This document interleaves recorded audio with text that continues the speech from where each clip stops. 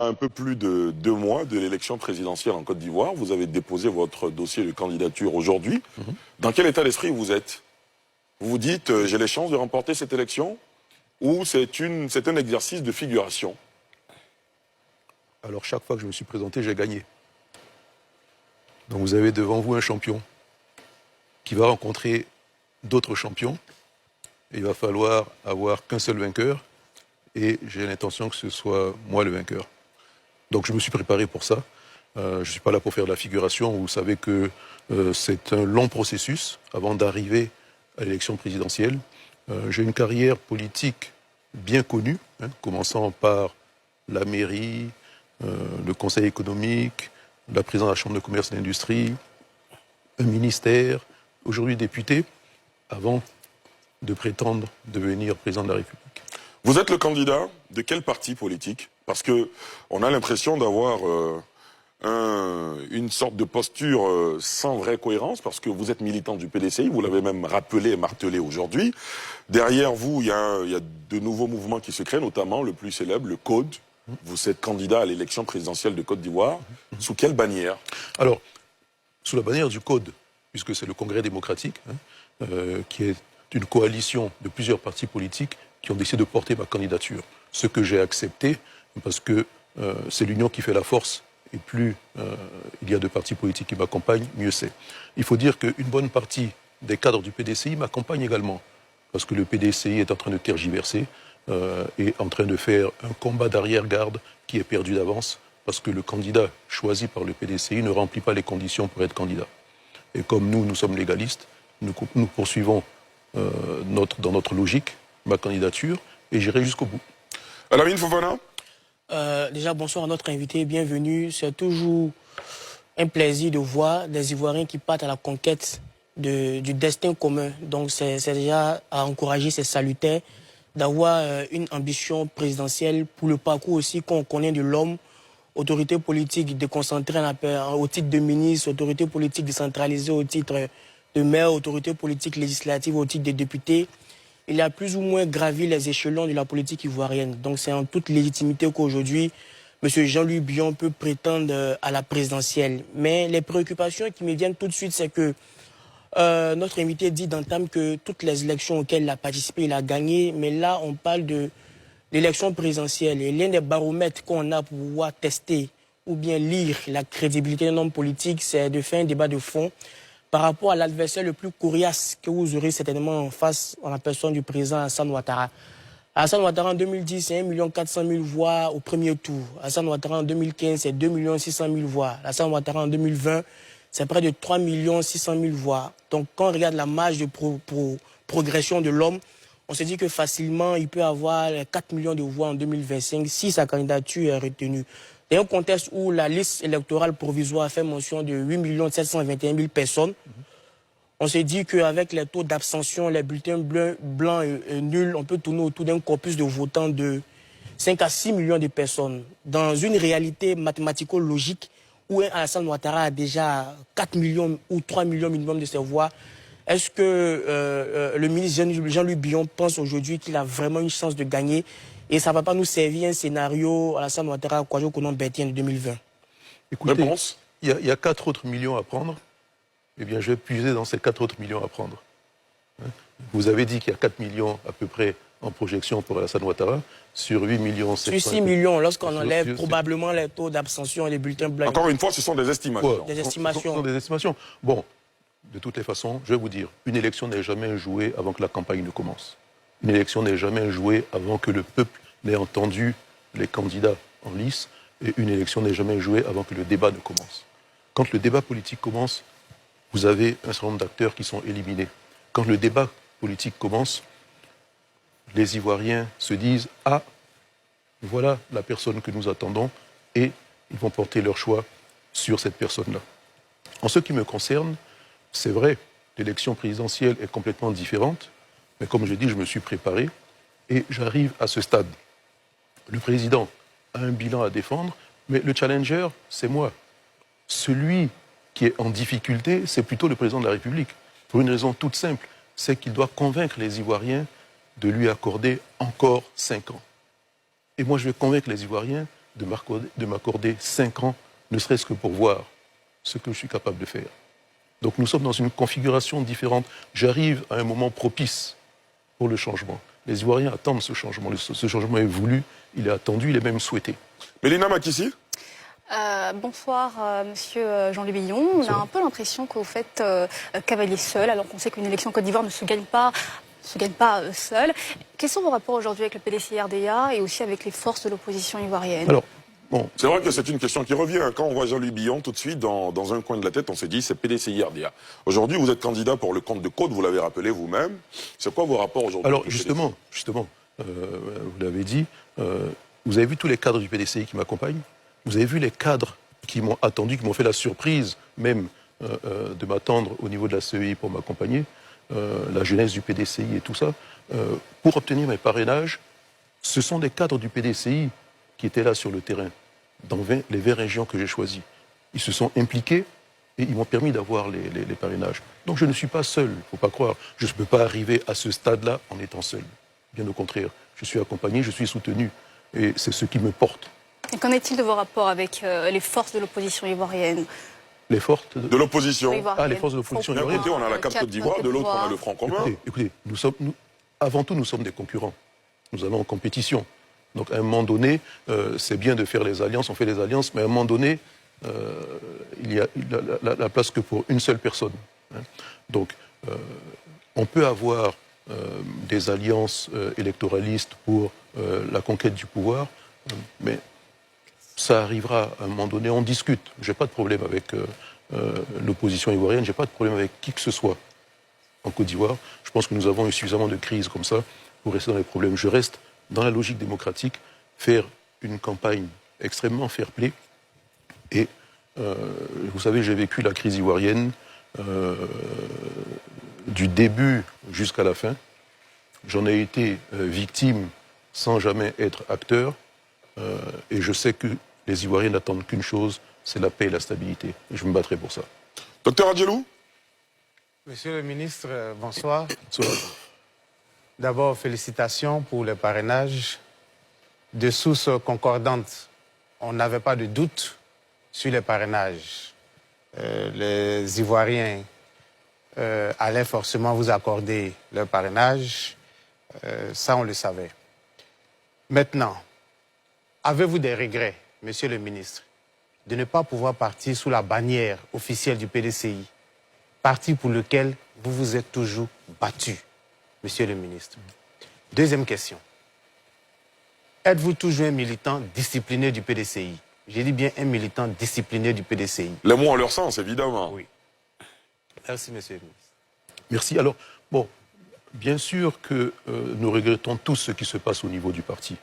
On aurait préféré voir un parti beaucoup plus uni, un parti qui fait les choses dans les règles de l'art pour arriver à avoir un candidat. Il se trouve qu'aujourd'hui, le parti n'a pas de candidat. Donc je n'ai pas de regret d'être candidat parce qu'il faut sauver le PDCI. Et comme je l'ai dit, si je l'emporte, c'est un cadre du PDCI qui l'aura emporté. Maintenant, un militant discipliné, oui, je suis militant du PDCI, c'est un parti démocratique. On donne son opinion dans le parti. Sauf qu'il y a des personnes aujourd'hui qui dirigent le parti et qui ne veulent pas qu'on donne une opinion. Pas plus tard que ce matin, des membres de l'initiative pour la réconciliation et la sauvegarde du PDCI viennent d'être démis de leurs fonctions. Simplement parce qu'ils ont pris une initiative. Donc, c'est nous les militants disciplinés. Parce qu'il y a toujours eu des débats au sein du parti, et au terme de ces débats, on trouve un consensus et on avance. C'est un parti de dialogue. Si on refuse le dialogue, si on refuse l'opinion des autres, c'est antidémocratique. C'est même plus grave pour la suite. Est-ce qu'on peut dire que vous êtes un militant discipliné dans la mesure où le parti, en tout cas la direction du parti, continue de soutenir que le seul candidat du parti à cette élection, quoi qu'il ne soit pas inscrit sur la liste électorale, c'est le président du parti, Tidiane Thiam. Vous avez quand même déposé votre dossier de candidature. Est-ce qu'à ce moment-là, pour celles et ceux qui nous suivent, on peut dire que vous êtes un militant discipliné? Un militant discipliné, comme beaucoup d'autres, aurait dit, le président Thiam est candidat, donc plus d'autres candidatures. Alors, je pense qu'il faut être intellectuellement honnête dans la vie. Et nous sommes en face de la nation, en face des Ivoiriens, et on leur doit la vérité. On doit être les premiers à montrer que nous respectons la loi et nous respectons la Constitution. Il se trouve que le président du parti, voulant être candidat, ne remplit pas les conditions. Et moi, je l'avais dit très tôt. J'avais dit très tôt, il ne remplit pas les conditions, il ne pourra pas y arriver. On ne peut pas forcer, on ne peut pas tordre le cou à la Constitution et dire « nous restons candidats quand même ». Il faut rappeler qu'il n'a pas été éliminé par le régime en place, comme on veut le faire croire. Il a été éliminé par une bagarre interne dans le parti. C'est une bagarre interne dans le parti qu'il a éliminé. En convoquant les uns et les autres, comme ça se fait encore au Conseil de discipline, eh bien, en se défendant, la vérité est sortie et le président du parti se retrouve éliminé. Bon, on ne va pas faire une exception. On ne peut pas nous dire respectons la Constitution et faire une exception. Il a malheureusement lui-même dit qu'il ne connaissait pas la Constitution et l'article 48. Il fallait le connaître. Docteur, maître de conférence, règne humain. Merci Ali, monsieur le ministre, bonne arrivée sur le plateau. Merci. Je suis enseignant d'éthique, éthicien, donc je prendrai mon intervention sur un plan éthique. Allez-y. Dans un parti politique, ou quand on appartient à un parti politique, on a très souvent le choix entre les ambitions personnelles et l'intérêt général du parti. J'ai l'impression finalement que vous avez opté pour votre ambition personnelle par rapport à l'intérêt du parti. Et parce que finalement, je me demande l'enjeu de votre choix aujourd'hui. Le PDCI est brisé ou vous avez voulu briser le PDCI, c'est ce que vous êtes en train de réussir. Le problème que vous posez relativement à l'inéligibilité du président du parti, cela aussi les décisions que vous avez prises pouvaient se prendre en interne. Est-ce que au niveau du PDCI, vous vous êtes assis, vous vous êtes parlé, et bon, une décision commune est sortie selon laquelle M. Billon peut aller nous représenter.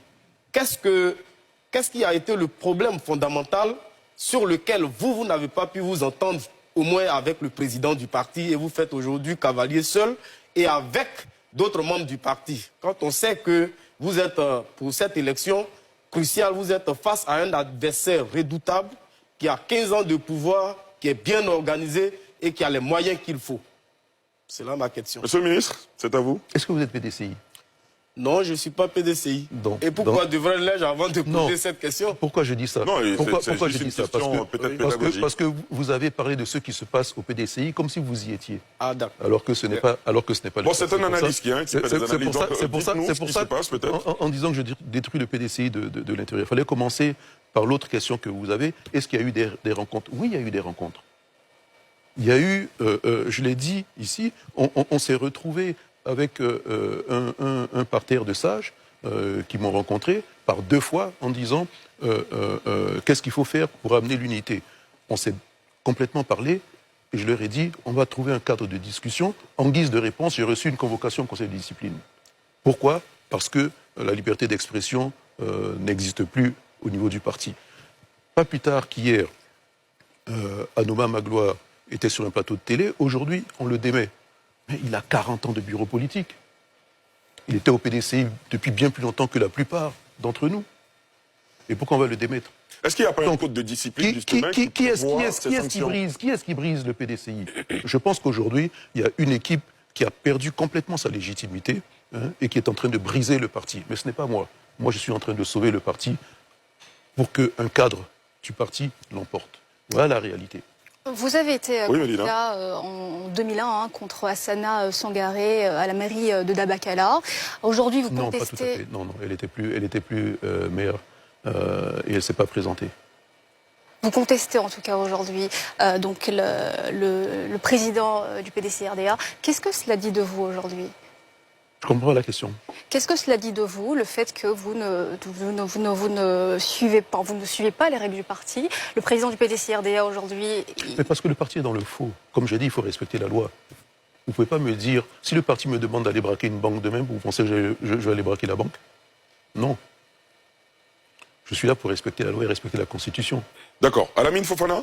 L'argument de la démocratie qui est souvent mentionné pour trouver une lucane pour justifier vos actions au sein du PDCI peut être remis sur la table d'une autre manière. Par exemple, au niveau du PDCI, vous faites mention de la question de la démocratie. Mais la démocratie, la clé de la démocratie, c'est la loi. La loi doit être générale et impersonnelle. D'où ma première question. Quelle était la loi taillée sur mesure qui favorisait un clan et qui vous défavorisait? La démocratie dont vous faites mention a 3 principes. La participation, la délibération, la coopération. En matière de participation, il y a eu un vote interne pour désigner le président du parti, pour désigner le candidat à la présidence. Vote auquel vous n'avez pas pris part. Est-ce que les modalités de participation vous ont exclu pour que vous ne partiez pas à la joute? Parce que mentionner l'argument a posteriori que nous sommes dans un parti politique, donc, mais la discipline politique veut aussi que lorsque le courroux s'exerce, lorsque la voix de la majorité s'exerce en la personne de Thiam, qui a eu 97% des voix, on doit pouvoir reconnaître cela. Donc nager à contresens, c'est plus faire de la démocratie. Donc est-ce qu'il y a des dispositions légales internes qui vous ont exclu? Est-ce qu'on vous a empêché de participer aux différentes joutes? Et pour terminer sur les 2 critères de la démocratie, à savoir l'égalité et la liberté, est-ce que vous estimez que vous n'êtes pas libre de pouvoir donner vos avis? Et pour chuter maintenant sur la deuxième question, ça c'est la première partie de la question. Mais ça va faire long. Est-ce qu'on va permettre à l'invité de réagir déjà et ensuite vous pourrez poser votre question? Alors écoutez, je vais vous dire, un parti politique répond à des règles qu'il s'édicte lui-même. On est supposé faire un congrès tous les 5 ans. Nous sommes en retard aujourd'hui de 3 congrès. Nous avons un règlement intérieur qui est complètement caduc. Donc, de quelles règles nous parlons? Je ne peux pas, moi, être victime du défaut de gestion de ce parti. On a réclamé le congrès, on n'a pas eu le congrès. On a réclamé de reprendre le règlement intérieur, on n'a pas.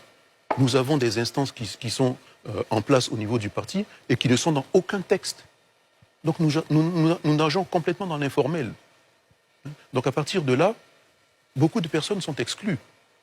Il y a une forme d'autocratie dans le parti aujourd'hui qui est inacceptable.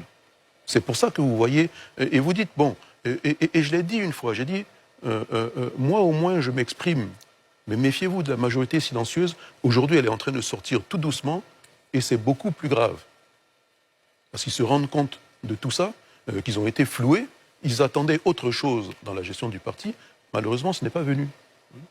Donc dans les règles en question, comme vous dites, non, je ne m'exclus pas. J'attends justement cette transparence, cette éthique, le respect des règles. Mais quand les règles n'existent pas,